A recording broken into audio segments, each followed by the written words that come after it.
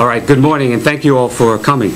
I'm joined this morning by my honorable colleague, Louise Jackson, who speaks for health matters in the House of Assembly and also is the shadow spokesperson for Bermuda Seniors.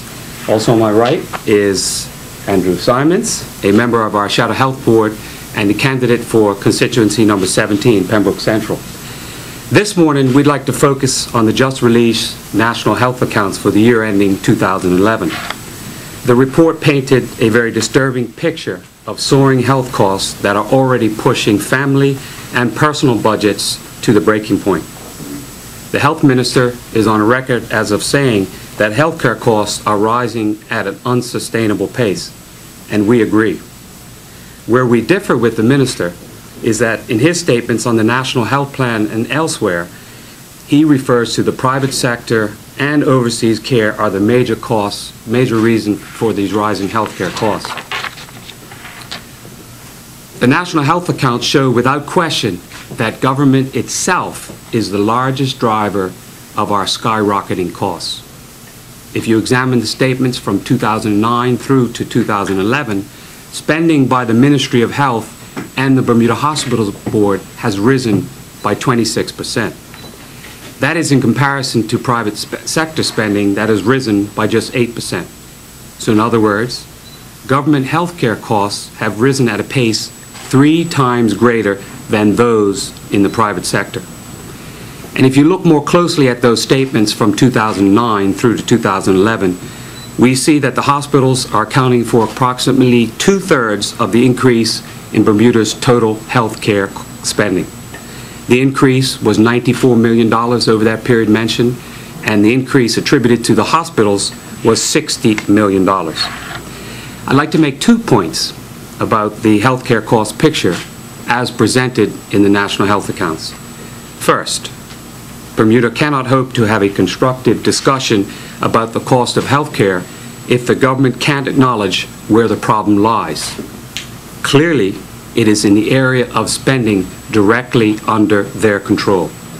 Number 2, Bermuda cannot hope to have a constructive discussion about its healthcare costs if stakeholders are not giving all the relevant information needed to have that discussion. In this instance, without financial statements from the Bermuda Hospitals Board, which latest figures show the Hospitals Board is responsible for 43% of Bermuda's healthcare costs. So why are these statements so important? Because they can show in detail areas within the hospital that are driving up our costs so shockingly. The last release BHB statements were for the financial year 2009-2010, which ended at the end of March. This is unacceptable. Look at the Bermuda Hospitals Board Act of 1970. It requires audited reports to be released to the minister within 6 months after the end of that financial year at the end of March. It also requires a report on operations of the board during that year. We are now 10 months removed from the latest date which the minister should have received the report and the statements for 2009-2010, and still, to this day, the minister, as he or she is required under the Act, has not tabled copies in the legislature as required. My colleagues in the House of Assembly have been asking for the release of this report for months, and we've received nothing but being stalled by the government.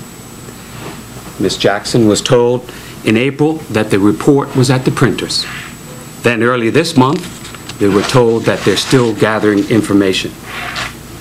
Bermuda, this does not bode well.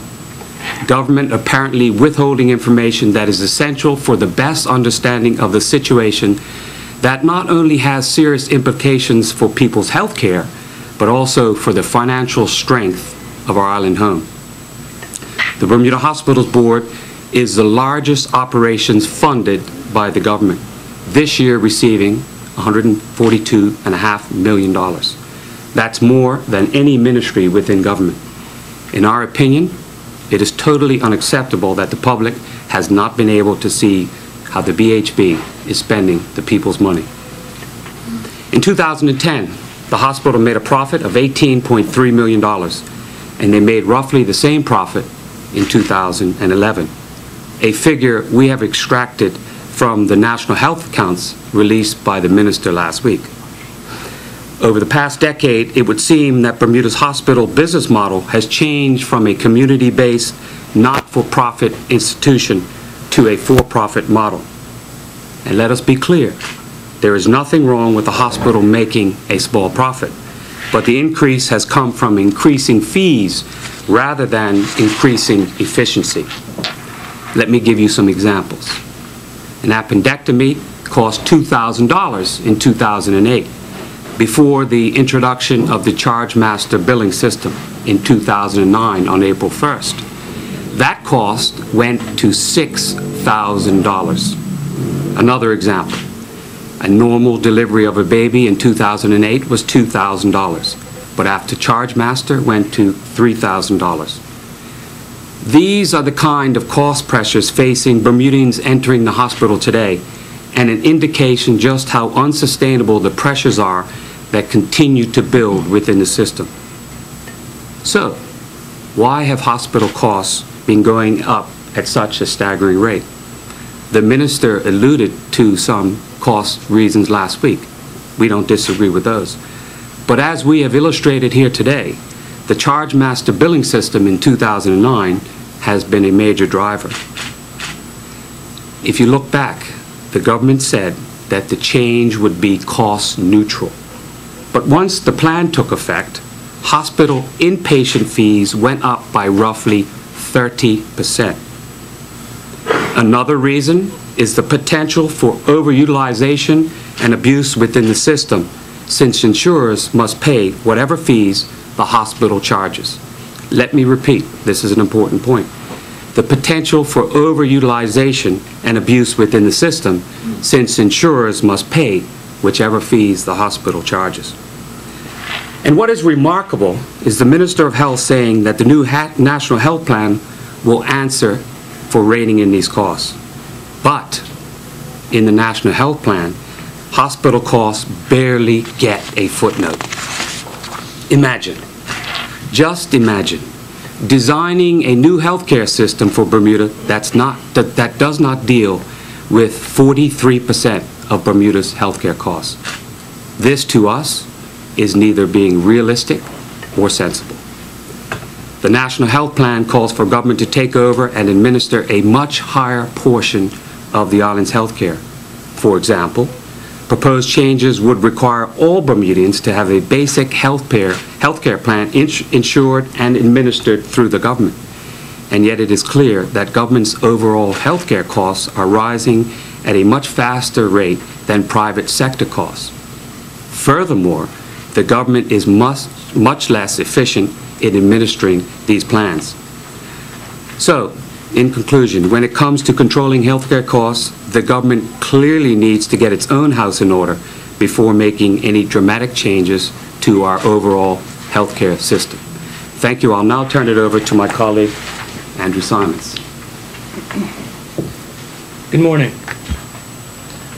I'd like to provide a bit more context on these hospital fees and how it affects really everyone. As I've canvassed from Angle Street to North Shore, I've heard two complaints about healthcare. Folks who are working say that rising health insurance deductions cut deep into their paycheck. Folks who have lost jobs explain the tough choices they make between paying high HIP premiums, rent, food, and childcare. Many people are taking a chance and are skipping payments, though an unlucky accident or health problem could saddle them with a $20,000 hospital bill, ruining them financially. And this is something I see over and over. They ask me, why do I pay so much, and why have premiums gone up so quickly? A large part of the answer is high fees charged for hospital services in Bermuda. Again, the National Health Accounts released last week show that the Bermuda Hospitals Board accounted for 43% of total health expenditure in Bermuda, and 2/3 of the increase of health expenditure since 2009. So again, that hospital component is really driving costs. But what is the relationship between government and the hospital? Every year, the hospital proposes a fee schedule, a price list as it were, to the Bermuda Health Council and the Minister of Health.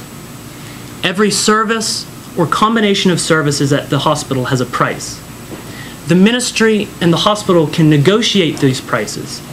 However, once the minister approves that fee schedule, insurance companies, private like Argus, BF&M and Colonial, as well as public like HIP and GEHI, must pay in accordance to that schedule. In some cases, as we have just seen, the charge for the same treatment in the hospital has more than doubled in just a few years. So what? The effect on private insurance companies is straightforward. When insurance companies pay higher claims, they're going to charge higher premiums, which affect everybody. The effect on government coffers, however, is more significant than just higher premiums. The government-run insurance operations also have to pay those same higher claims, so they must either increase their premiums, increasing those HIP premiums, for example, to pay those claims, or they must run deficits, which ultimately the taxpayer will fund. 2 weeks ago, we finally saw the release of the financial results for GEHI, HIP, and Future Care, which showed mounting losses. In addition, the higher fees charged at the hospital erode the ability of taxpayers to continue subsidizing health care for the young, old, and indigent. These subsidies have been in place for more than 40 years. In 2011, higher fees pushed the cost of these subsidies to $150 million. That's an amount greater than what government provides to support tourism, public transportation, financial assistance, child and family services, youth and sport, the Bermuda Housing Corporation, and the fire service combined. In conclusion, the government must get a better handle on healthcare costs in Bermuda. It is not enough for the hospital to continue to raise prices in order to balance the books. Those higher prices at the hospital hit the average person in many ways. One, the average person pays more for health insurance.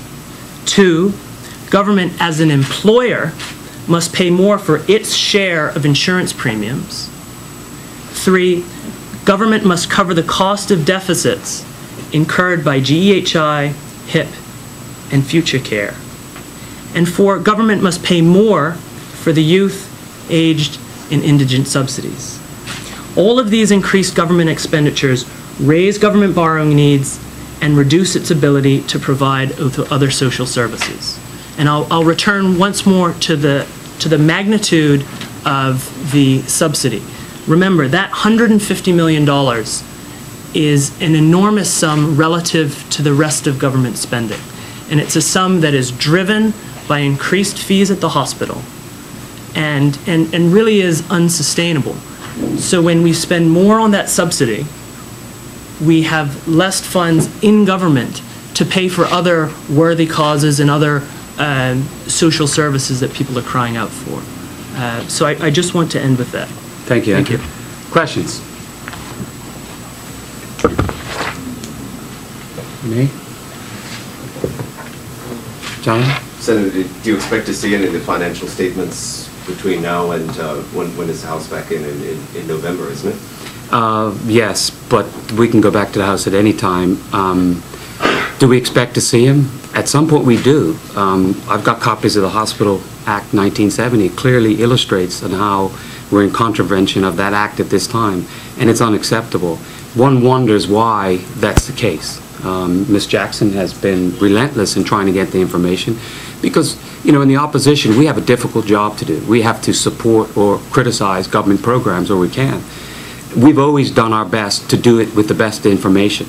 And if they're withholding information, not only is it contravening the Hospital Board Act, but it also is stopping the community from having the discussion we need with accurate facts. And, you know, there's another part of this that I think is important to bring up is within that requirement to file the accounts, there's a report that must come from the board. Mrs. Jackson has been denied on a number of occasions on getting the salaries of the key officers of the board when she's asked in the House of Assembly. She has every right for that. to get that information under the Hospital Board Act. And this government continues to thumb its nose at what is right thing to do. That's unacceptable. And thank God we have people like Mrs. Jackson who will stand to the wicket and make the runs. Do you think that the hospital is not releasing the funds because of fraud and also of paying people off? We're not going to speculate on that. People can draw their own conclusions. All we know is the facts are clear. They're late. There's no reason for them to be late. But this government has shown a startling propensity to be late, as my colleague said, with the 5 years of the Mutual Reinsurance Fund and things like that. It's unacceptable. Mr. Jackson has spoken to the Auditor General. Those accounts are prepared. There's no reason for them to be copied away in some closet.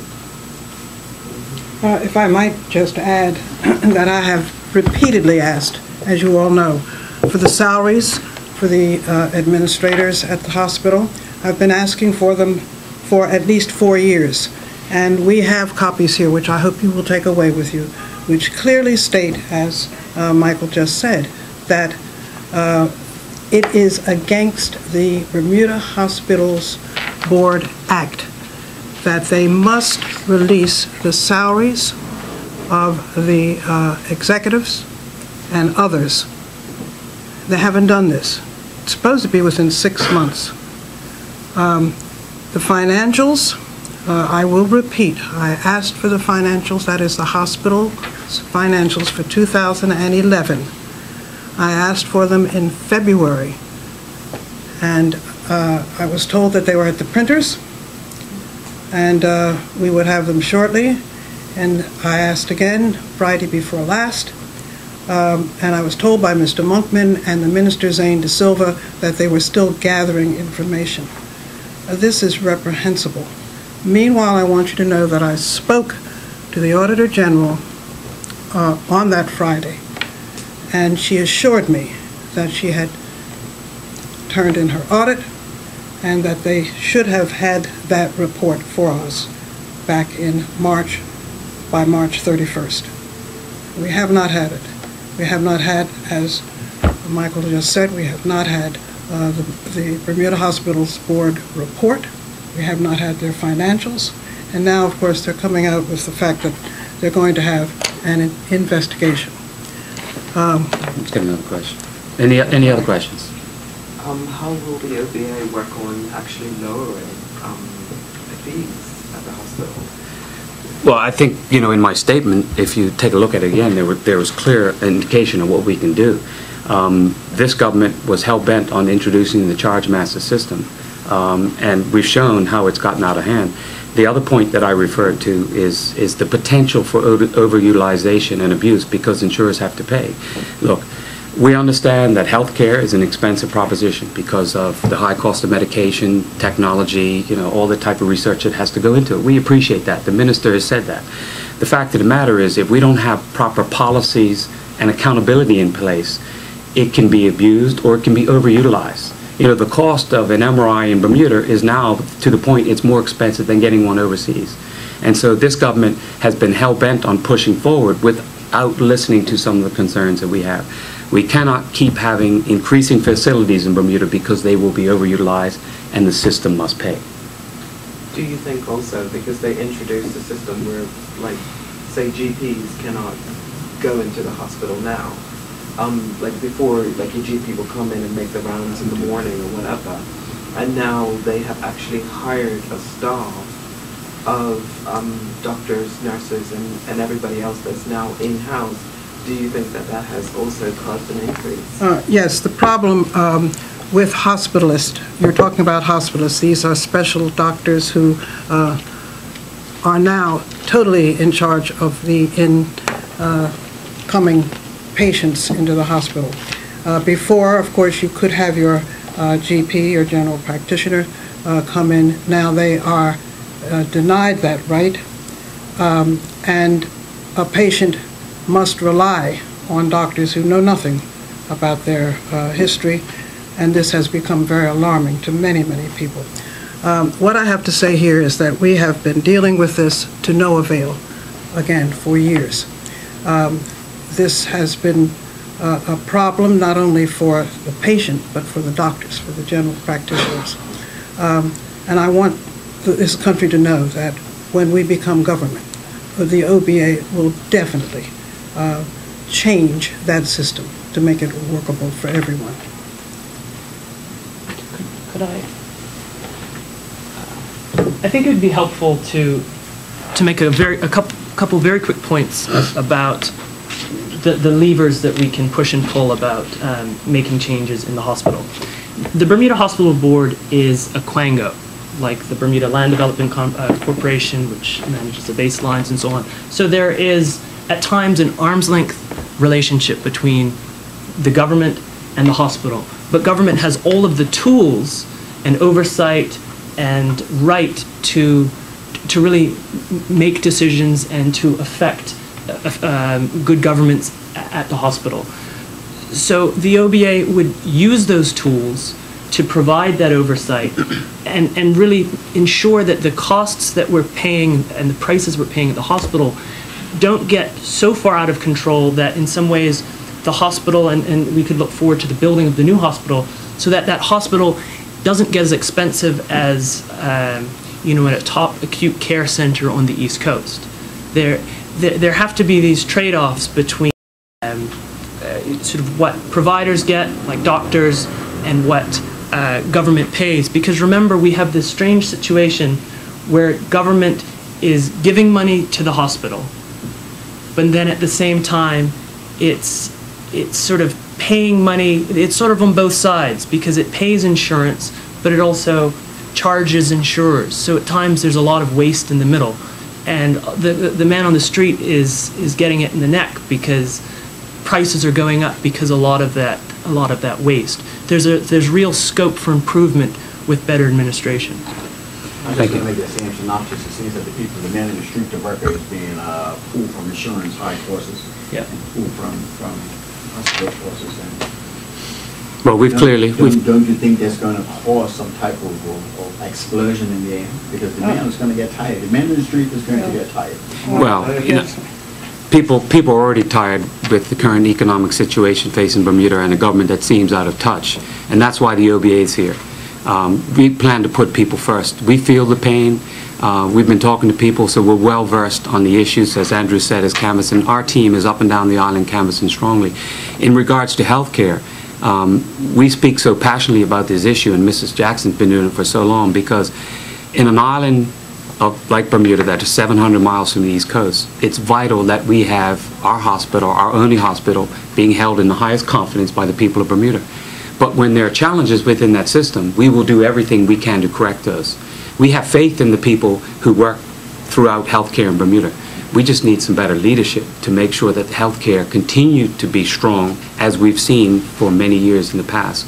We can deal with these challenges. We feel very comfortable, but we need good open leadership to make this happen. One of the things that I'd like to mention is that we would definitely reopen the medical clinic. The man in the street who cannot afford health insurance really have nowhere to go now. That medical clinic should never have been closed, and we will reopen it immediately. Thank you. One more thing. You mentioned, I think, yes, the BHP is a quango, etc., but when you look at people like, obviously there's nepotism, in the sense that the Dr. Thomas, that, you know, just COS, basically was a great friend of Dr. Ewart Brown.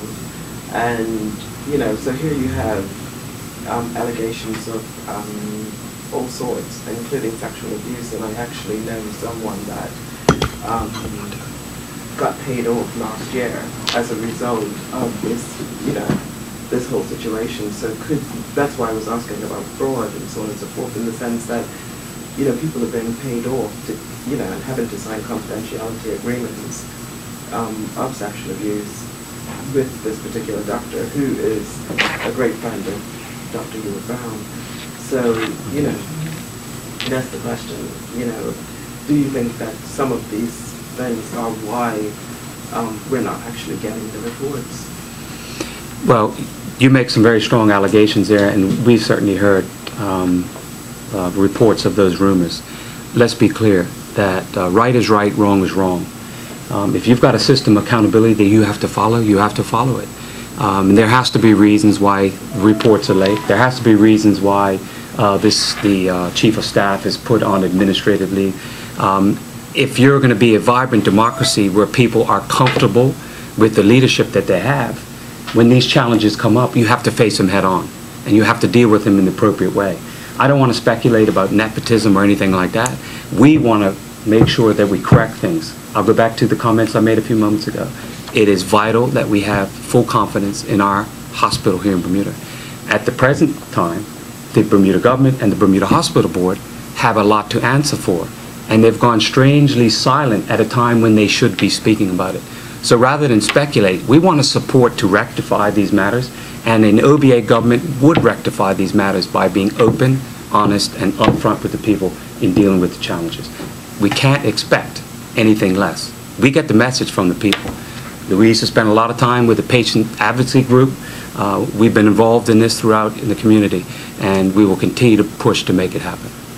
Thank you.